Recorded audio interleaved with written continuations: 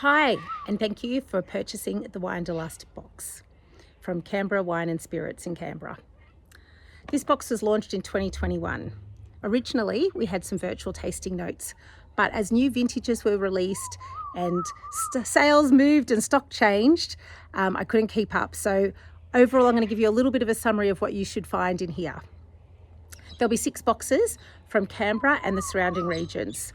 For example, you'll go as far east as the coast, if there's wine available, and as far west as Gundagai and Hilltops. You will get a bottle of Canberra's Riesling. This is a flagship white wine of the region. I spoke to Frank Vanderloo of Mount Majura way back in episode 2, and he talked about how Canberra Riesling, all you have to do is have really good fruit. Put it in the bottle, get it out there, and it's got nice lemon, high acidity. It goes really well with fish. And I've got my husband's famous poke bowl recipe to match with that.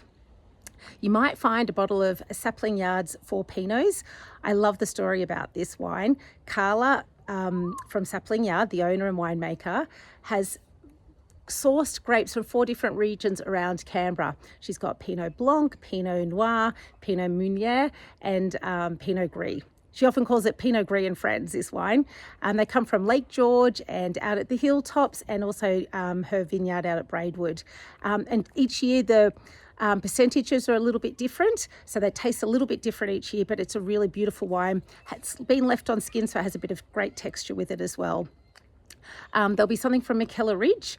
Owners and winemakers John and Marina took over about 10 years ago, or not quite, and they've been kicking goals ever since.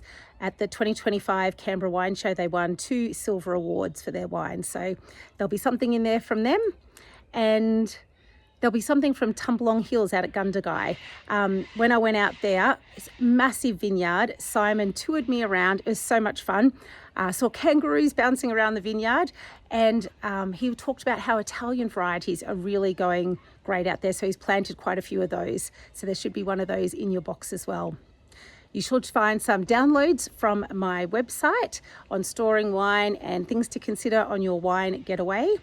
And also, there'll be 6 recipes to go with the wines. These are from some of my favourite Aussie cookbooks, as well as my husband's famous poke bowl recipe that I mentioned. So I hope you really enjoy those.